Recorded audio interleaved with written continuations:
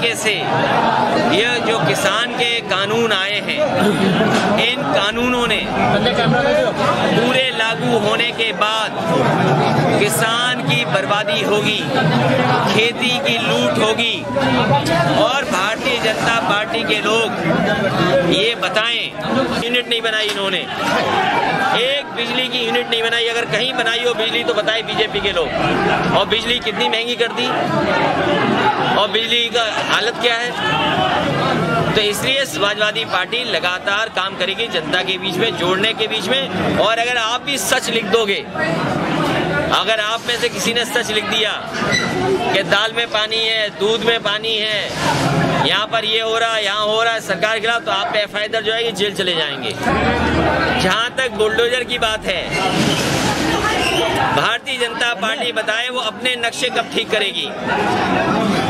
Bharatiya Janata party का जब 4 साल में नक्शा बिगड़ गया, भारतीय जनता पार्टी का जब नक्शा बिगड़ गया, मान लीजिए आप हो यहाँ फतेहपुर के, आप पूछो ये गड्ढा क्यों नहीं भरा, ये सड़क क्यों नहीं ठीक कर पाए, नाले से बिजली या सीवर क्यों नहीं बना पाए फतेहपुर में।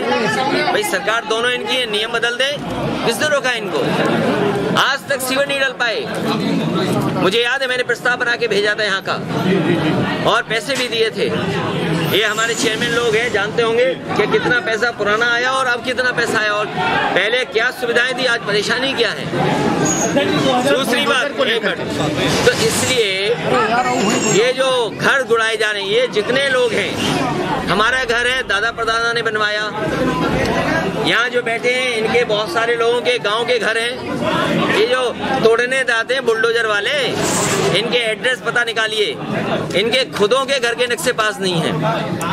तो क्या लग रहा है? क्योंकि गांव में आबादी पर, शहर में तो आप जानते हो अगर फतेहपुर में मीटर नाप के चले, न जाने कितने अवैध कंस्ट्रक्शन दिखाई देगा। काम यही चलेगा। एक मिनट, न जाने कितना दिखाई देगा कि इलीगल कंस्ट्रक्शन है। कानून से कौन घर बनाता है? क्या कर रही थी अथॉरिटी?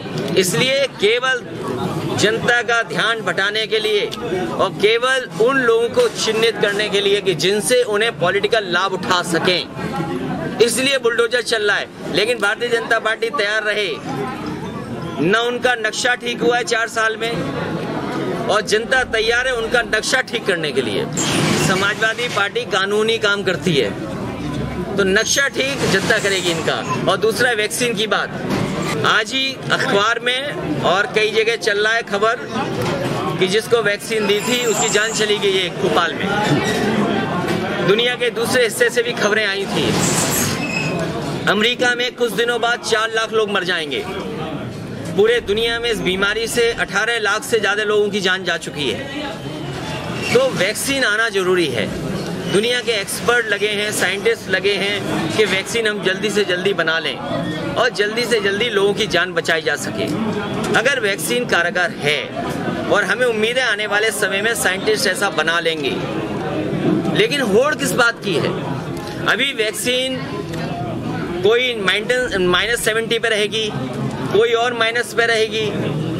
अभी आपके यहाँ ड्राई रन हो रहा है, वो बाद में बात करूंगा, लेकिन वैक्सीन की अभी तैयारी चल रही है। अमेरिका में भी अगर वैक्सीन लगनी है तो जो वैक्सीन लग रही है, पहली डोज के बाद कितने दिन के बाद एंटीबॉडीज बनेगी वो अलग साइंस है। दूसरी डोज के बाद कितने दिन बाद एंटीबॉडीज बनेंगी वो भी एक साइंस है।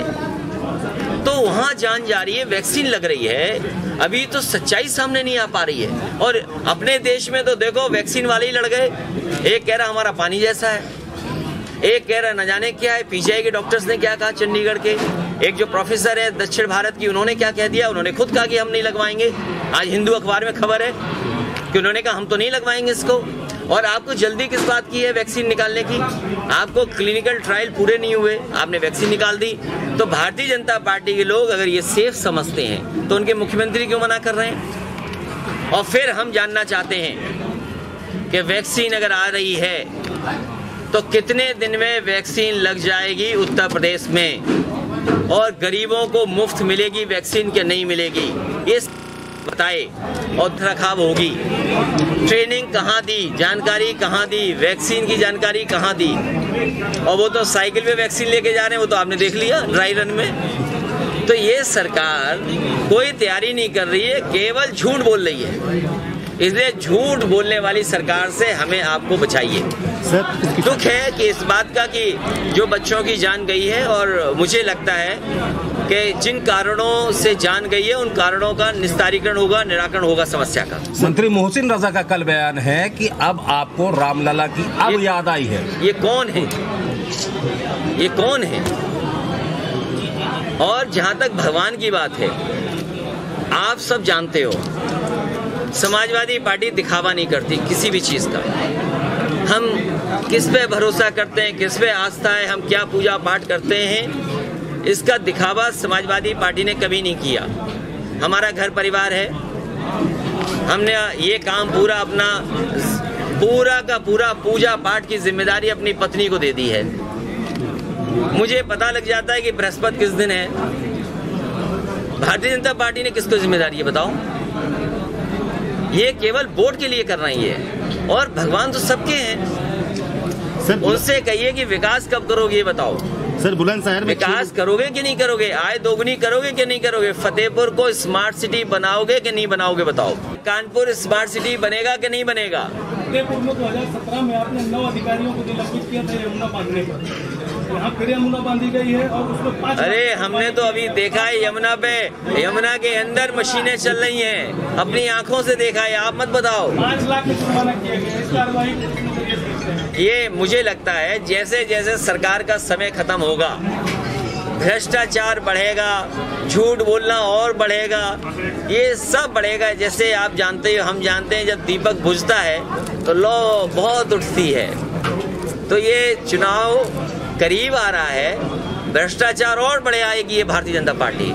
लोगों पर अपमानित करने का काम और करेंगे भारतीय जनता पार्टी के लोग, क्योंकि ये सरकार जाने वाली है। सर, बुलंदशहर में जहरीली शराब से मौत हुई, किस तरीके से? जहरीली शराब लगातार भारतीय जनता पार्टी की सरकार में बिक रही है।